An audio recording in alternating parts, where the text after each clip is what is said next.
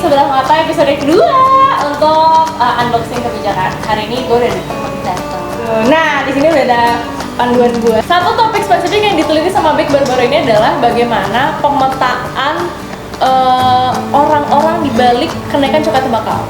Terhadap kenaikan cukai ini adalah partai politik. Nggak ada satupun.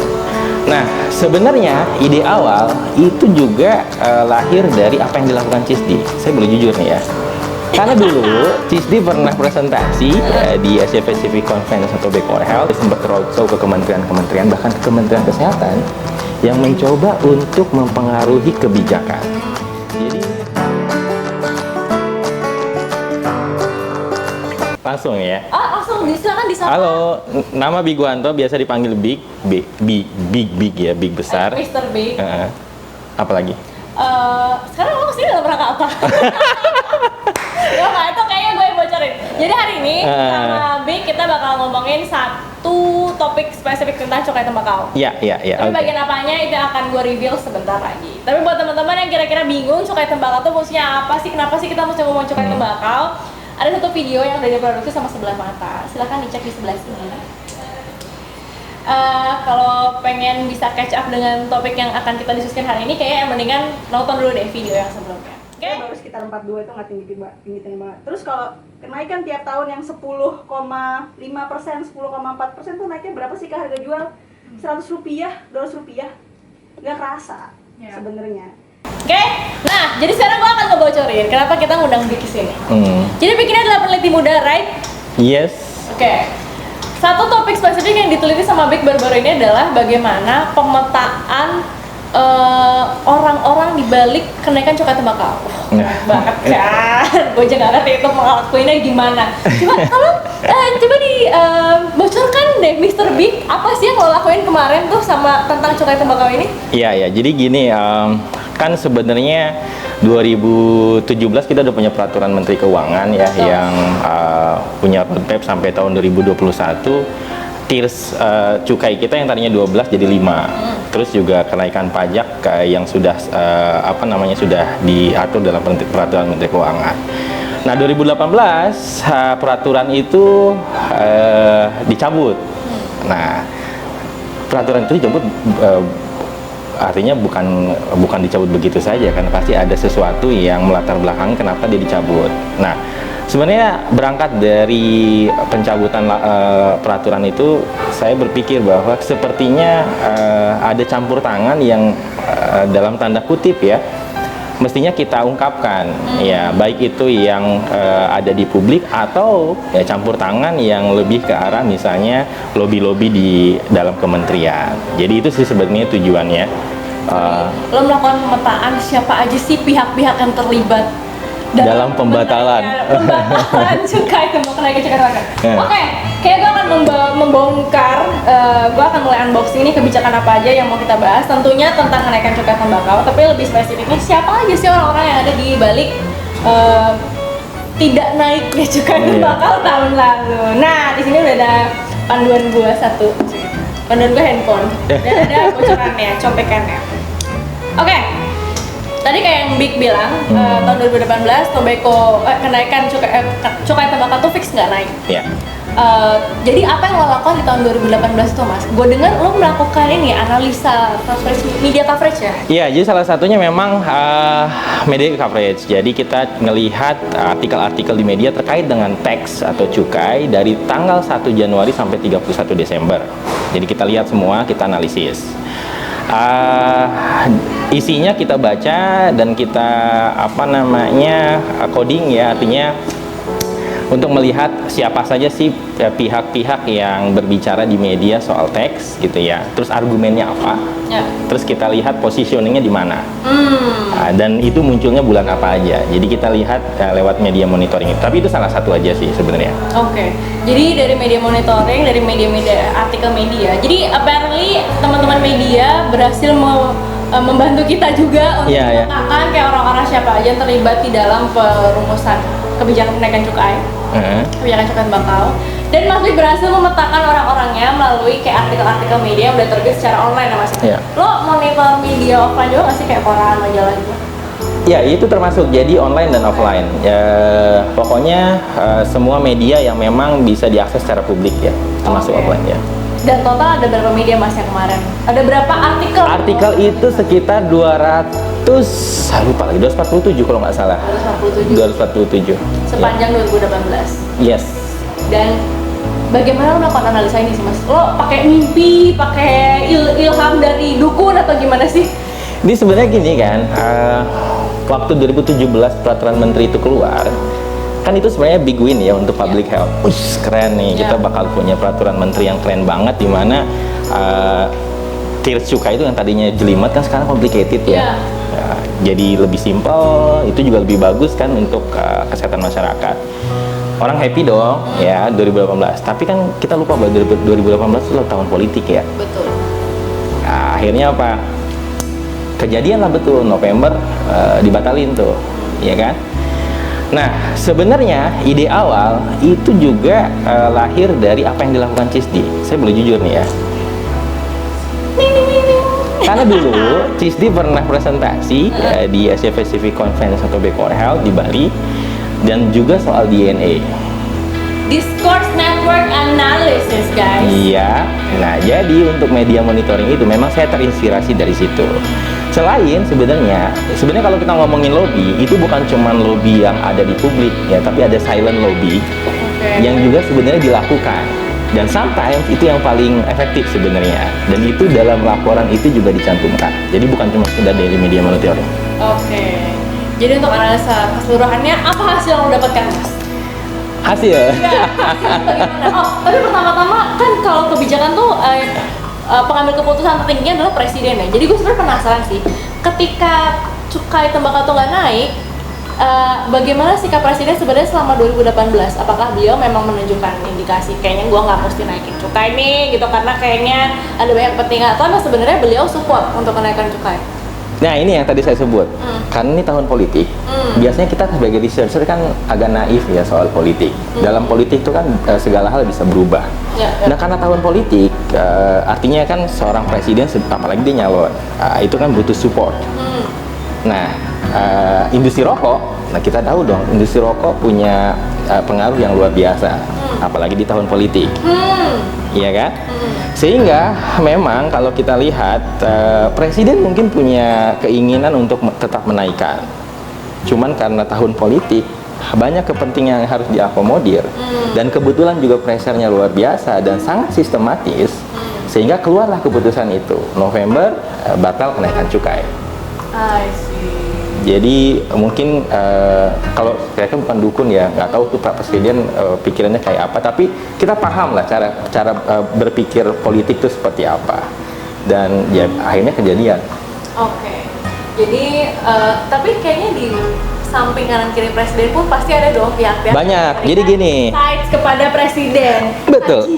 Jadi gini, pendekatannya itu bukan cuma sekedar pendekatan keluar di publik lewat media ya. Itu ada yang melakukan itu. Jadi mereka tuh punya peran masing-masing. Front groups banyak lah ya, asosiasi industri dan sebagainya. Saya nggak perlu sebut satu-satu ya. Nanti saya nanti saya dihujat lagi ya. Itu kerjanya memang di media untuk katakanlah public campaign ya, koar-koar dan sebagainya, menekan lewat media. Tapi juga ada grup-grup di mana, front group itu bukan cuman asosiasi industri ya, tapi juga di dalamnya ada asosiasi pengusaha, ya kan. Terus di dalamnya juga ada semacam lembaga independen yang dalam tanda kutip ya selalu pro industri. Nah, tapi juga ada semacam lembaga research consultant yang mengembangkan sebuah roadmap ya yang udah keluar dari Juni, dan dia sempat roadshow ke kementerian-kementerian, bahkan ke Kementerian Kesehatan, yang mencoba untuk mempengaruhi kebijakan. Jadi ini yang saya sebenarnya sebagai aktor intelektualnya sebenarnya ini. Oh, ini yang menawarkan produk alternatif pengganti rokok itu ya sebenarnya? Salah satunya. Dan memang dalam website mereka disebutkan bahwa salah satu kliennya adalah Sampurna. Ya. Saya boleh sebut nggak sih? Oh, boleh. Edit. Apa disebutinnya sekalian? Soalnya kelompok seberang biasanya suka mau mengekspos Iya. mengekspos bahwa sebenarnya di salah satu kementerian koordinator memang ada supply akademik intelektual gitu ya, yang ternyata di belakangnya itu adalah salah satunya perusahaan rokok gitu. Iya. Jadi ternyata kita juga harus ngelihat dari balik sisi itu ya. Iya. Dan roadmap ini yang dijual. Jadi mereka itu roadshow ke kementerian-kementerian. Nah, September, seingat saya, itu puncaknya di mana intervensi itu meningkat. Ya, baik itu di media maupun kegiatan-kegiatan. Jadi September itu mereka tuh sebenarnya roadshow udah dari Juli. Tapi roadshow yang lebih besar itu September, mengundang banyak kementerian. Di situ udah mulai keluar tuh statement-statement. Misalnya Kementerian Perindustrian statementnya A, B, C gitu ya. Ini akan misalnya mengganggu iklim investasi. Pokoknya semuanya mendukung pembatalan gitu ya. Oktober naik lagi. Jadi yang digandeng bukan cuman kementerian, tapi juga salah satu ormas besar yang kebetulan juga punya pengaruh yang luar biasa. Basis komunitas agama lagi ya. Itu juga sempat mengeluarkan statement kalau kenaikan cukai dan simplifikasi akan merugikan petani. Dan yang dikutip adalah salah satu penelitian ya dari salah satu universitas, kebetulan universitasnya di Bandung, universitas besar, yang mengatakan bahwa memang simplifikasi akan merugikan petani. Itu yang dikutip. Tapi sampai sekarang saya belum pernah lihat itu publikasi resminya seperti apa. Jadi full artikel saya nggak pernah lihat, cuma nongol di media itu pun cuma satu, dan itu dikutip oleh ormas tersebut. Oke. Dan ingat, ini tahun politik. Terlalu banyak kepentingan ya yang muncul. Ya, kalau itu tidak didengarkan, akibatnya kehilangan dukungan. Betul. Jadi saya bilang kalau misalnya presiden gimana sih pikirannya? Ya namanya politikus ya. Angin bisa berubah-ubah. Ya itulah perkiraan kita. Oke. Dan ada kalau di bocoran gue dari box ini Mas. Ini apa sih isinya? Ini isinya adalah ada handphone. Contekan gue. Pokoknya, nah salah satu contekan gebetan nih Mas yang keluar adalah kelompok yang bersuara terhadap tidak setuju terhadap kenaikan cukai ini adalah partai politik gitu. Sebenarnya seberapa gede sih Mas partai politik ini terhadap? Ya, ini juga yang menarik nih. Ini jadi dia yang lebih apal kayaknya isi laporan itu. Saya tadi hampir lupa gitu ya. Jadi bukan cuman front groups, bukan cuman research institution, bukan cuman ormas besar, bukan cuman kementerian-kementerian yang mendukung, juga ada anggota DPR yang dalam tanda kutip juga berbicara di media. Jadi kalau saya lihat ya dari 1 tahun itu paling dari 10 partai yang ada di DPR, paling nggak 7 partai itu punya perwakilan untuk berbicara atas nama industri. Yang mengatakan batalin naikin cukai, simplifikasi dan sebagainya. 7 dari 10. Dan nggak ada satupun anggota DPR yang berbicara mendukung kenaikan cukai. Nggak ada satupun. Oh parah banget. Padahal harusnya kenaikan cukai itu pro kesehatan masyarakat dong. Nggak ada satupun. Kalau presiden mau mencita-citakan SDM unggul Indonesia, tapi nggak ada orang yang mendukung kenaikan cukai itu kok kayaknya. Itu kan teori ya. Oh oke. Jadi ini sekarang tahun politik.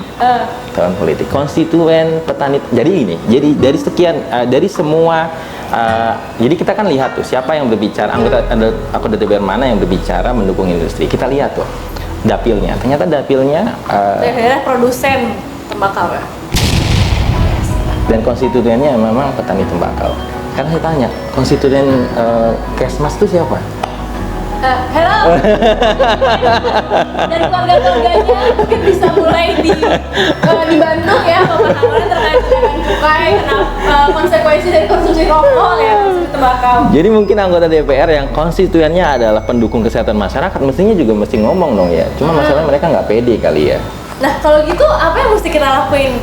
Bisa tahu ini kan kenaikan cukai tembakau kan kenaikan atau apapun kebijakan nanti akan diumumkan bulan Oktober ya katanya? Iya Oktober. Nah menurut lo apa yang mesti kita lakukan nih untuk memberikan pressure supaya orang-orang yang mungkin tadinya belum paham tentang konsekuensi rokok, konsekuensi dari tidak naiknya cukai rokok, atau gimana ya, apa yang menurut lo mesti kita Ini kan semuanya kebutuhan politis ya. Keputusan politis artinya ada pengaruh hitung-hitungan politik ya. Tadi yang saya sebut, kalau petani tembakau itu konstituennya jelas ya. Misalnya anggota DPR, dapilnya di situ, ada konstituen petani tembakau di situ. Nah, yang kita kurang dari komunitas kesehatan masyarakat adalah kita tuh membentuk komunitas itu belum benar-benar eksis. Oh, tapi ada banyak organisasi profesi dan organisasi kesmas loh. Betul. Tapi bagi politisi itu belum tentu dihitung sebagai konstituen dalam bentuk angka. Jadi kalau misalnya petani ada berapa? 50.000. Jelas ya. Misalnya konstituen kesehatan masyarakat, sesuatu yang bagi politisi belum tentu menarik gitu. Jadi menurut saya memang kekurangannya di situ gerakan kita. Jadi komunitas-komunitas yang lahir dari bawah punya suara politik, itu mestinya harus dibangun.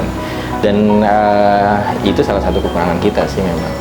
Dan terjadi apa enggaknya kenaikan cukai nanti di tahun ini untuk tahun depan itu sangat tergantung pada suara-suara publik yang mendukung kenaikan cukai.